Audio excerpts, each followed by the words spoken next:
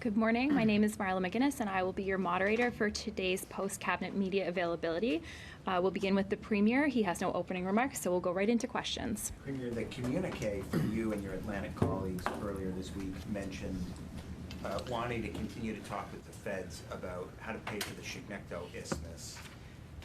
Minister LeBlanc said back in April that there's $150 million on the table through the Disaster Relief Fund, but you all need to apply for it by the middle of July. Have we submitted an application yet for that money? No. So, look, the Atlantic Premiers meeting, we covered a number of topics, and this was certainly one of them. This is a major issue that strip through there is a very significant national trade corridor. It's incredibly important. $50 million of trade goes along there every single day. So we understand Minister LeBlanc's position on that and the offer for the feds to pay 50%. But quite frankly, we think he's wrong. We think the Fed should be paying for that. We believe that the federal government has a constitutional responsibility to maintain this nationally significant trade corridor. So those discussions will continue. But we think, like similar projects we've seen in the past, I would put this in the category of the Confederation Bridge. It's nationally significant. It's an important trade corridor, and the federal government has a constitutional responsibility to maintain it. But in the interim, does it make sense to not follow that process and potentially leave that money on the table while you all are going back and forth about who should pay how much? Because in the meantime, the isthmus remains the vulnerable. federal government is trying to entice the region, really, it's a regional issue, national issue, into helping them get away from their responsibility. And we're not going to help them get away from their responsibility. It's their responsibility.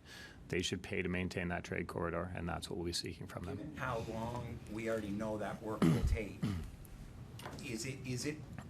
is this a hill worth dying on, given how vulnerable that area is and how long we already know it's going to take, if you risk pushing it down the road by many more years? We're not the ones risking it. The federal government is the one that's trying to get away from their responsibility, and we ask them to step up and accept their responsibility. There's a range of three options. I think New Brunswick and Nova Scotia have kind of settled on one. The federal government possibly may have settled on what the best solution is as well. So there may be agreement on that side of it. It's, I think, the initial estimates, and I'm not sure what class of estimate we're talking about, but we know initial estimates are what they are. But it's in the range of $300 to $400 million. If I remember right, those estimates were prepared several years ago, right? I can't say for certain, Brian. I think they may have been. I think there might have been a refresh over the past little while, but it's a significant investment, but it's an absolutely necessary investment. Just $50 million of trade every single day. So is it your position that there's no provincial money that should go towards the isthmus? Yeah, my position is that it's the federal government's responsibility. The other thing that you refer to in that communique has to do with the Atlantic Loop and looking at funding for that. What I'm about to say, I don't mean in a pejorative way, but you've sort of had different feelings towards that during your time as Premier. Have you come back around to the idea of that being a project that needs to happen? No, so we have a very significant goals in this province to protect the province and protect the planet from the obvious climate change that's happening. We believe there are a number of solutions. There'll be a number of parts to this solution to achieving those goals and those necessary objectives.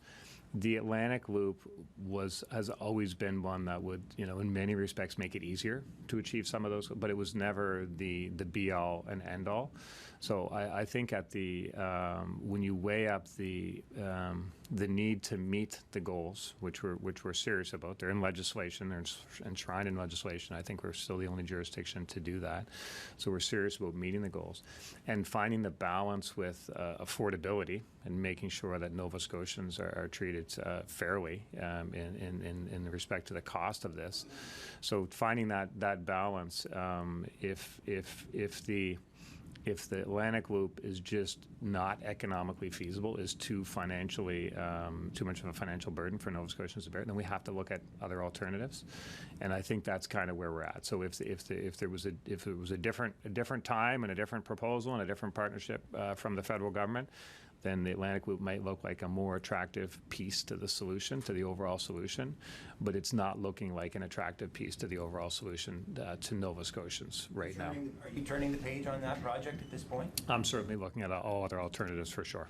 Yeah. What other alternative is there that can actually accomplish those legislated goals by 2030? Well, we have incredible wind speeds, both offshore and onshore. So wind is an option.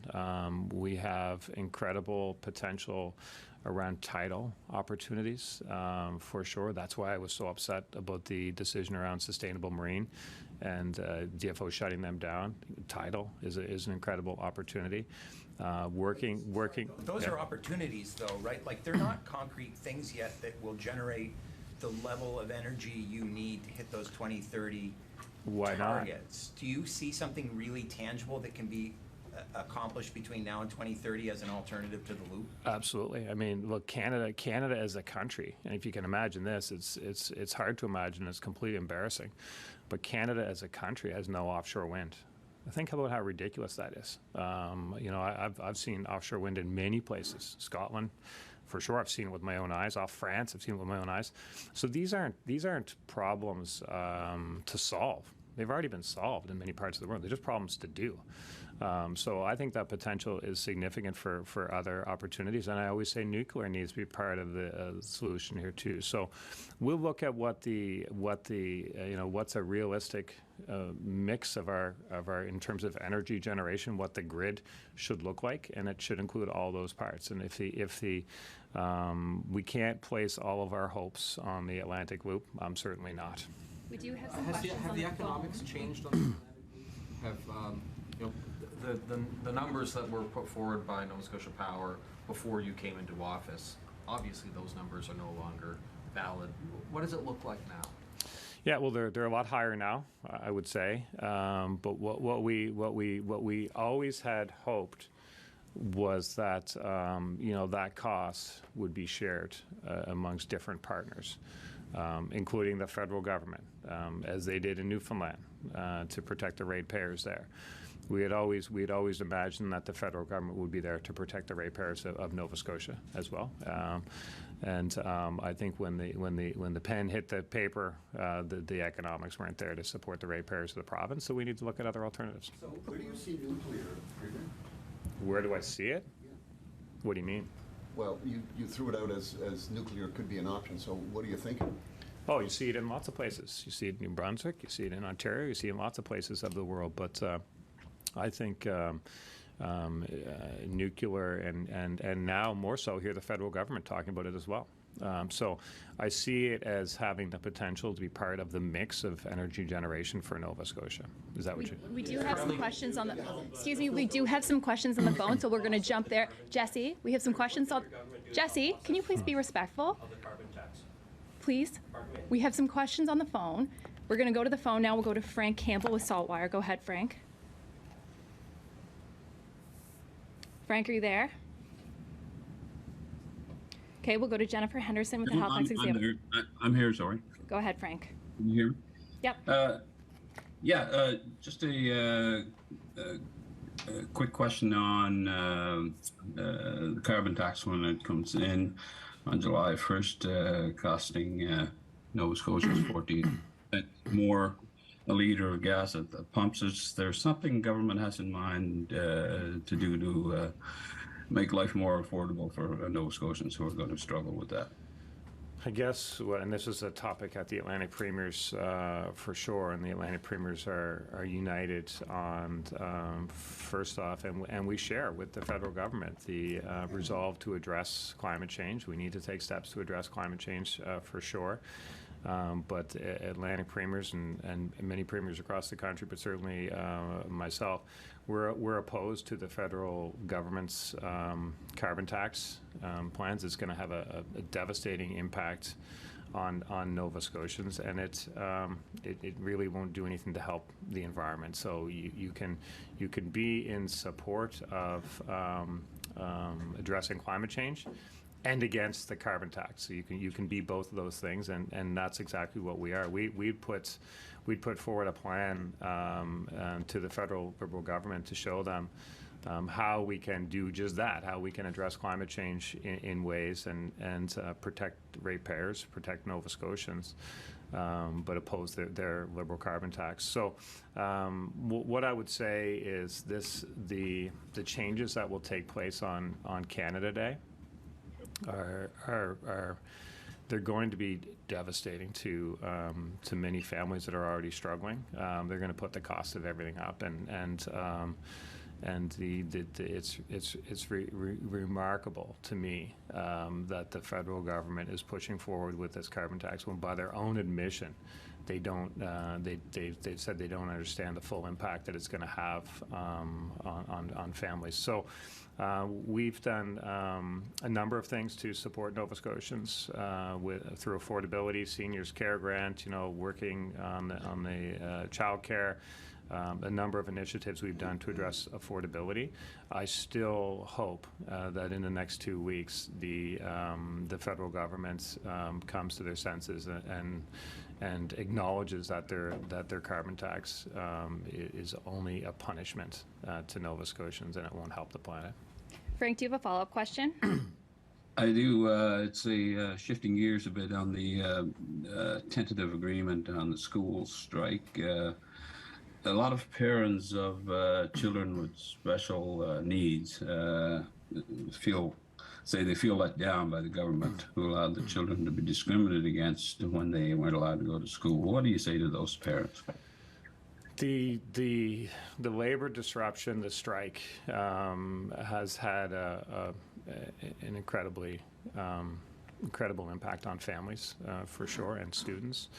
It's such a shame to see what's happened, especially in the education system and other parts of our society, but certainly in education, the disruption to children's education over the last couple of years through the pandemic and things. To see the impact that the strike has had on families it's painful for sure. We of course never wanted it to come to that. That's why we negotiated in good faith with CUPE a tentative agreement before the strike. Which was, of course, accepted by 7 of 8 bargaining units and 64% of CUPE members. So, but here in one local, they decided to take labor action. That's their right. But they do that knowing that it has an impact on families and students. But we respect their right to do that. So, so now we have a new tentative agreement, and I'm hopeful that that the CUPE members will support their executive, who are in support of the tentative agreement. And we can see these families get back in school, the kids get back in school. Next, we'll go to Jennifer Henderson with the Halifax Examiner. Go ahead, Jennifer. Good morning, Premier. Morning, Jennifer. Good morning. I want to go back to the Atlantic Loop just for a minute, and I admit I came in midway through Mike Gorman's gone over this, forgive me. I heard you say that you had hoped the federal government might be a more fulsome partner in the financing of the loop, and it made me wonder if they're there at all. Are you concerned that they haven't anteed up enough money, or are they not part of a commercial agreement in any way at this stage? Look, there's ongoing discussions between the federal government and the various partners, for sure. The discussions are ongoing. My concern is the impact on ratepayers. That's a primary focus of me through this, because the Atlantic Loop, it can help meet the goals, but we're certainly not pinning all of our hopes on the Atlantic Loop. There's other options that we can pursue that are, many are made in Nova Scotia. So our focus is on the ratepayers, and I think it would be fair to say that given the current state of discussions with the federal government and how they're approaching this, I think it would be fair to say that I believe there are more cost-effective methods to achieve our legislative goals than the Atlantic Loop at this time. Jennifer, do you have a follow-up question? Yes, is that because Nova Scotia Power would obviously be expected to contribute? The utility would be expected to contribute to the construction of transmission lines and the project? It's like there'll be a number of ways to get to the bottom line, but for me, the only thing I care about is the bottom line, and that's the impact on ratepayers. Okay, we'll go back to the room for a couple more questions. So the carbon tax, Premier, you talk about ratepayers and protecting them. We know the Liberals are saying your government didn't do enough to give an alternative to the federal government's carbon tax. Given that, here it comes, what is this province prepared to do in the meantime to support ratepayers? Yeah, so a couple things. So I've heard the position that Zach is advancing, and I have to say, I don't actually know if he's just outright lying or if he just doesn't understand. It could be either one of those in my mind, to be honest, based on his comments he's made. But the reality is that the department did a thorough analysis and looked at the options, and it was the continuation of a cap and trade, just not an option, just couldn't happen, just not something that was possible. The federal government put in new requirements. Cap and trade could not continue. It wasn't a question of trying to work with the federal government to finesse something or make something happen. It's just not an option. So we put forward an extensive plan that talked about what we could do, what we would be willing to do in this province to do our part to protect the planet and to meet our own goals, which are ambitious by the federal government's own admission and acknowledgement. So we put forward a plan, but obviously the federal government is determined to punish Nova Scotians with the carbon tax, unless they change their mind in the next couple of weeks. And I haven't seen anything.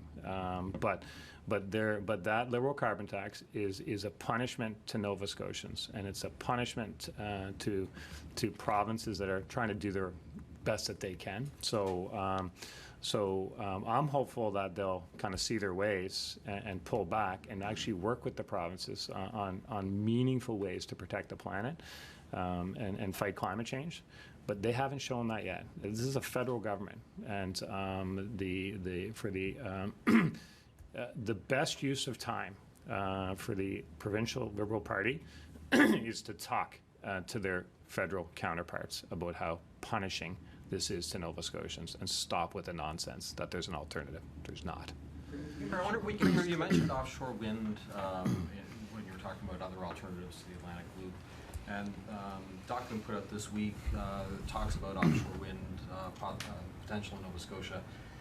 Throws out the possibility that the province might sort of be a backstop for developers. It might become a buyer of last resort. Does that put Nova Scotians at risk? We have to get there. To having the development of offshore wind in this province. We have incredible offshore wind speeds, world-class offshore wind speeds. When you look at the offshore wind speeds, when you look at the opportunities like those presented by the Bay of Fundy, these are significant assets that other jurisdictions would love to have. But as we know that as we try to develop and move towards the production of green hydrogen and start, that industry can be an absolute game changer for the economy of this province.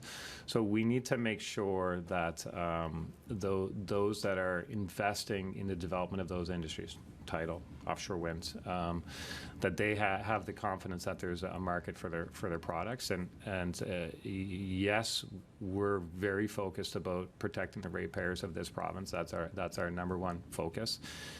We have to be adult enough as well to accept that protecting the ratepayers of the province means looking to the long term and what it looks like for ratepayers when we have a green hydrogen industry, when we have a thriving offshore wind. So what I would say is, we're committed to building those industries because we're committed to the long-term financial security of the province. Okay, that's all the time we have. Sorry, Keith. Thank you.